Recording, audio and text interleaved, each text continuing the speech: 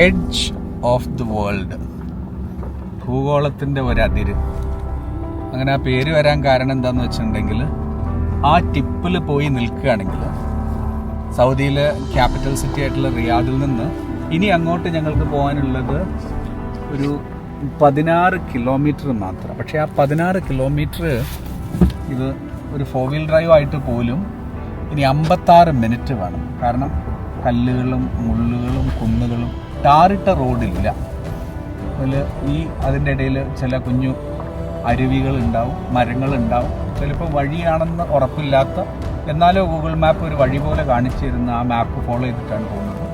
അപ്പോൾ അത്രയും ആ ഹൈറ്റിൽ എത്തുന്ന സമയത്ത് സൗദിയിൽ തന്നെ ഏറ്റവും ബെസ്റ്റ് സൺസെറ്റ് വ്യൂ ചെയ്യാവുന്ന സ്ഥലമാണ് ഈ എഡ്ജ് ഓഫ് ദ വേൾഡ്. സാധാരണഗതിയിൽ സൺസെറ്റ് സമയത്ത് നല്ല ട്രാഫിക് ഉണ്ടാവും.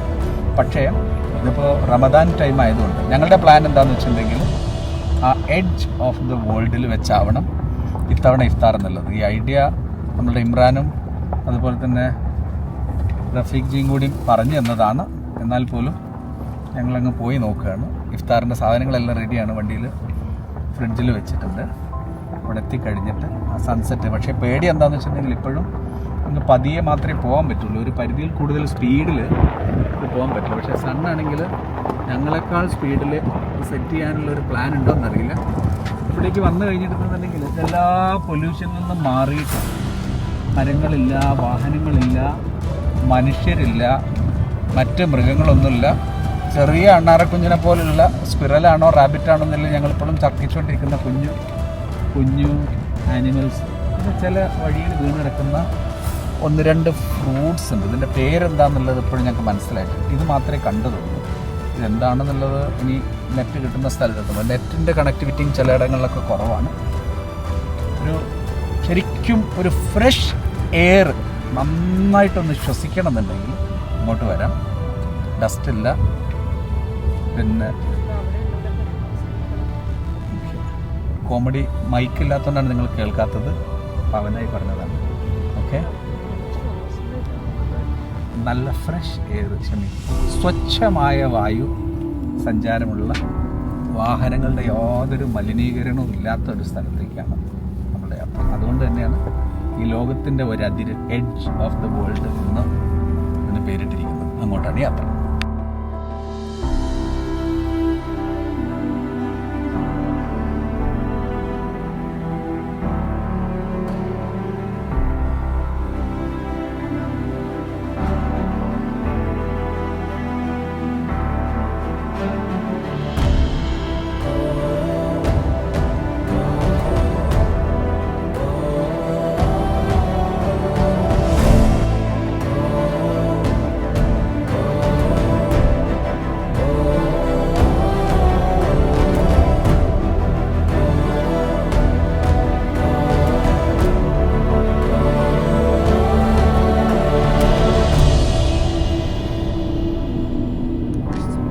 എന്ന സ്ഥലത്താണ് നമ്മളിപ്പോഴുള്ളത്. ഒയാസിസിൻ അൽസൂദിയ, ഈന്തപ്പഴ പട്ടണം എന്നും വിളിക്കാവുന്നതാണ്. കാരണം എല്ലാ വർഷവും ഇവിടെ ഒരു ഡേറ്റ്സ് ഫെസ്റ്റിവൽ നടക്കും. അതിന് രാജ്യത്തുള്ള, കാരണം എത്രയും ഹൈ ക്വാളിറ്റി ഡേറ്റ്സ് കിട്ടുന്നത് ഇവിടെയാണ് എന്നാണ് അറിയപ്പെടുന്നത്. രാജ്യത്തിൻ്റെ ആ ഒരു ഫെസ്റ്റിവലിൽ പങ്കെടുക്കാനായി രാജ്യത്തിൻ്റെ നാനാ ഭാഗത്തു നിന്ന് മാത്രമല്ല മറ്റ് GCC കൺട്രീസിലുള്ള ഉൽപ്പാദകരും ഉപഭോക്താക്കളും ഒക്കെ ഒന്നിച്ചു ചേരും. കാരണം ഏറ്റവും ഫൈനസ്റ്റ് ആയിട്ടുള്ള ഏറ്റവും നല്ല ഡേറ്റ്സ് സ്വന്തമാക്കാൻ. മാത്രമല്ല ഇവിടുത്തെ ഒരു അനുകൂലമായ ഒരു ക്ലൈമറ്റ്, ഇവിടെ ഓറഞ്ച്, മുന്തിരി, ഗോതമ്പ് അങ്ങനെയുള്ള കൾട്ടിവേഷനൊക്കെ വളരെ അനുകൂലമായിട്ടുള്ളൊരു കാലാവസ്ഥയാണ് ഇവിടെ ഉള്ളതെന്നാണ് പറയപ്പെടുന്നത്.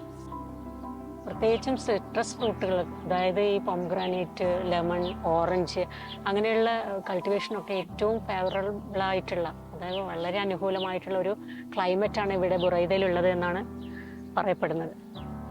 ഞങ്ങളിപ്പോഴുള്ളത് സൗദിയിൽ തന്നെ റിയാദിൽ നിന്ന് ഹായിലേക്ക് പോകുന്ന വഴി. ഹായിൽ എന്ന് പറഞ്ഞു കഴിഞ്ഞാൽ യുനെസ്കോയുടെ സൗദിയിലുള്ള യുനെസ്കോ ഹെറിറ്റേജ് സൈറ്റായിട്ട് 10 പ്രഖ്യാപിച്ചതിൽ ഒന്നാണ് ഹായിൽ. 5000-10,000 വർഷങ്ങൾക്ക് മുമ്പുള്ള ശിലാലിഖിതങ്ങളും അതുപോലെ തന്നെ സംസ്കാരങ്ങൾ കൊണ്ടൊക്കെ സമ്പന്നമാണ് ഹായിൽ. ആ പോകുന്ന വഴി ബുറൈദ എത്തിയപ്പോഴാണ് നമ്മളൊരു സുഹൃത്ത് പറഞ്ഞിട്ടുള്ളത്, പാലക്കാട് കുട്ടനാടിന് നമ്മൾ പറയാറുള്ളത് കേരളത്തിൻ്റെ നെല്ലറ എന്ന് പറയുന്ന പോലെയാണ് ബുറൈദ. സൗദിയെ സംബന്ധിച്ചിടത്തോളം അവരുടെ എല്ലാ ഭക്ഷ്യ വിഭവങ്ങളും കൃഷി എന്നതിൽ പ്രധാന പങ്ക് വഹിക്കുന്നത്. നമ്മൾ വരുന്ന സമയത്തുള്ള വലിയ ബബലൂസ് നാരങ്ങ ക്ഷമി കണ്ടല്ലോ, 2-3 പറിച്ചിട്ടതിൻ്റെ പേരിൽ തോട്ടക്കാരൻ ക്ഷമനെ അന്വേഷിച്ചുകൊണ്ടിരിക്കുന്നുണ്ട്. അത് പുള്ളിയോട് നമുക്ക് പിന്നീട് സംസാരിക്കേണ്ടി വരും. ഈ ഷൂട്ട് കഴിഞ്ഞിട്ടൊന്ന് സംസാരിക്കണം എന്ന് പറഞ്ഞിട്ടുണ്ട്. പിന്നെ ഇവിടുത്തെ ഈ ഒരു തോട്ടം കണ്ട സമയത്ത് ഞാൻ വേറൊരു ചെറിയ ഒരു കാര്യം കണ്ടെച്ചാൽ, നമ്മൾ കഴിഞ്ഞ ദിവസം ബസ്സിൽ വന്ന സമയത്ത് ഞാൻ പറയുന്ന ഒരാളെ പരിചയപ്പെട്ടിരുന്നു. എൻ്റെ ഫോൺ ചാർജ് ചെയ്യാൻ വേണ്ടി കുത്തി. ഇപ്പോൾ സൗദിയിലേക്ക് പോകാമെന്ന് പറഞ്ഞ സമയത്ത് സൗദിയിൽ എന്തിനാണ് പോകുന്നത് എങ്ങനെയാണെന്നൊക്കെ ഇങ്ങനെ കാഷ്വലായിട്ട് ചോദിച്ച സമയത്ത് പുള്ളി പറയായിരുന്നു ഞാൻ സുഡാനിൽ നിന്നാണ്. അപ്പോൾ ഞാൻ ചോദിച്ചു നോർത്തോ അല്ലെങ്കിൽ സൗത്തോ എന്നുള്ളത്. നോർത്ത് സുഡാനിൽ ഇപ്പോൾ കുറേ കാലങ്ങളായിട്ട് യുദ്ധം നടന്നുകൊണ്ടിരിക്കുക. സൗത്ത് ആണെന്നുണ്ടെങ്കിൽ ലോകത്തിലെ ഏറ്റവും യംഗസ്റ്റ് രാജ്യം. 1947 ഇന്ത്യ, 70കളിലാണ് UAE വരുന്നത്, 1920കളിലാണ് സൗദി രൂപപ്പെടുന്നത്. ഇതെല്ലാം കഴിഞ്ഞ് ഇപ്പോൾ റീസെൻ്റായിട്ട് 2010 ശേഷമാണ് സൗത്ത് സുഡാൻ വരുന്നത്. അപ്പോൾ ഈ സൗത്ത് സുഡാൻ ഒരു സൈഡിൽ, നോർത്ത് സുഡാനിൽ ഇപ്പോഴും യുദ്ധം നടന്നുകൊണ്ടിരിക്കുക. അപ്പോൾ നോർത്ത് സുഡാനിലാണ് പുള്ളി വരുന്നത്. പുള്ളിയുടെ പേര് സിദ്ദീഖ്. ഈ സിദ്ദീഖിൻ്റെ കഥ നമ്മളെല്ലാവരും ഒന്ന് മനസ്സിൽ വെക്കുന്നത് നന്നായിരിക്കും കേട്ടോ. പുള്ളി പറയായിരുന്നു അത്രയും കഷ്ടപ്പാടിൻ്റെ ഇടയിലും എൻ്റെ പാരൻസ് എന്നെ പഠിപ്പിച്ച് ഏവിയേഷൻ ടെക്നോളജി പഠിപ്പിച്ച് ഖാർത്തൂം ഇൻ്റർനാഷണൽ എയർപോർട്ടിൽ ഫ്ലൈറ്റ് മാനേജ്മെൻറ്റിൻ്റെ സീനിയർ മാനേജറായിട്ട് നിൽക്കുകയാണ്. പക്ഷേ നാട്ടിൽ മുഴുവൻ യുദ്ധം, ഒരിക്കലും അങ്ങോട്ടും ഇങ്ങോട്ടോ തിരിയാൻ പറ്റുന്നില്ല. അങ്ങനെ എല്ലാം ഇട്ട് ഉപേക്ഷിച്ചിട്ട് ഇവിടെ വന്നു, UAE വന്നു. എന്നിട്ട് ഏവിയേഷൻ രംഗത്ത് പച്ചപിടിക്കാൻ വേണ്ടി നോക്കുന്ന സമയത്ത് പുള്ളിക്ക് ഉദ്ദേശ രൂപത്തിൽ ജോലി കിട്ടുന്നില്ല. അങ്ങനെ യാദൃശ്ചികമായിട്ട് ഒരാളെ പരിചയപ്പെടുകയാണ്, ഒരു സൗദിയെ. അയാൾക്ക് 10,000-കണക്കിന് ഹെക്ടേഴ്സ്, ഏക്കേഴ്സ് ഫാം ഉണ്ട്. അപ്പോൾ പുള്ളിയോട് ഇവർ തമ്മിൽ സംസാരിക്കാൻ എന്താ പറയാം, നിങ്ങൾക്ക് കൃഷിയുണ്ട്, എൻ്റെ കയ്യിൽ ഏവിയേഷനുണ്ട്, നമുക്കിതൊന്ന് യോജിപ്പിച്ചാലോ. ഈ കർഷകൻ ചോദിച്ചു ഇതെങ്ങനെയാണെന്നല്ലേ.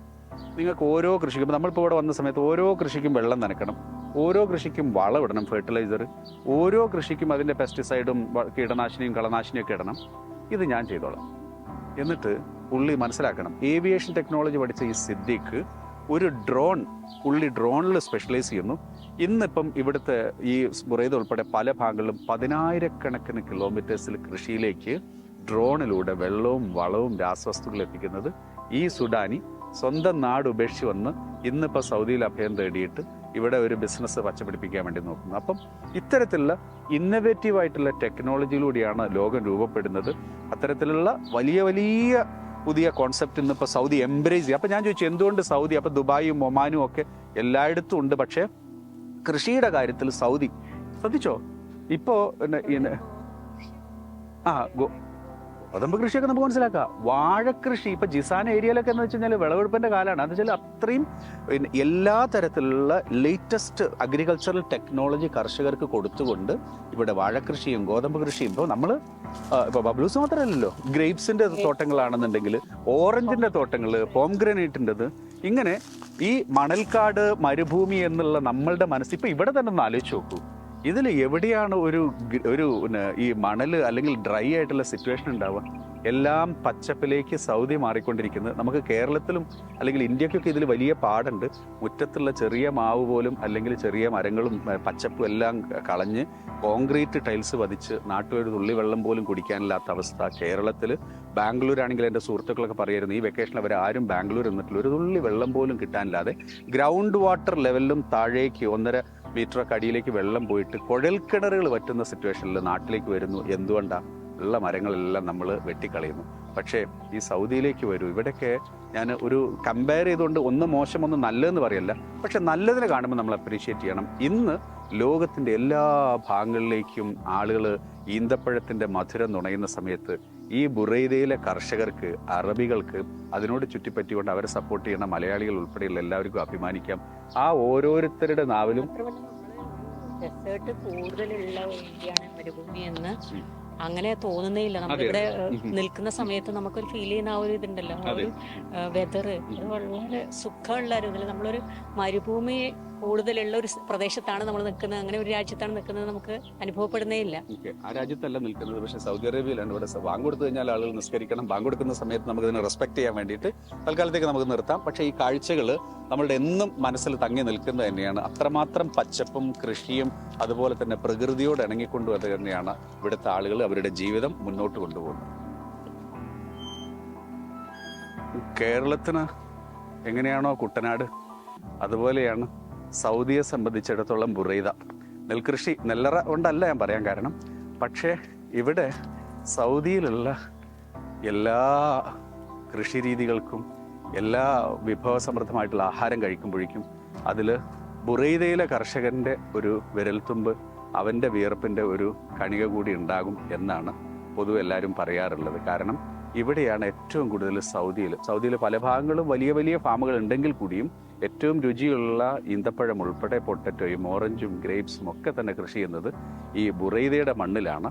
ഈ മണ്ണിലാണ് ഏറ്റവും ഫലഭൂഷ്ടമായിട്ടുള്ള, മാത്രമല്ല വെള്ളമാണെന്നുണ്ടെങ്കിലും വളമാണെങ്കിലും മറ്റ് സപ്പോർട്ടാണെന്നുണ്ടെങ്കിലും എല്ലാം തന്നെ കിട്ടിക്കൊണ്ട് ബുറൈദയിൽ നിന്നുകൊണ്ടാണ് ഇവിടുത്തെ കർഷകർ ലോകത്തിൻ്റെ അല്ലെങ്കിൽ ഈ അറബ് നാടുകളിലേക്ക് എല്ലാ ഭാഗത്തേക്കും മധുരം ഉൾപ്പെടെ ഈന്തപ്പഴം ഉൾപ്പെടെ കയറ്റി അയക്കുന്നത്.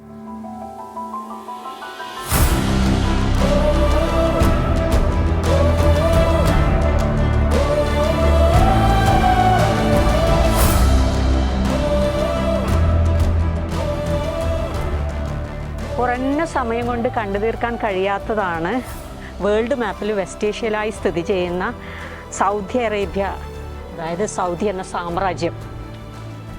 ഈ മണൽനാടിന് പറയാൻ വലിയ ചരിത്രമുണ്ട്, പൗരാണികതയുണ്ട്.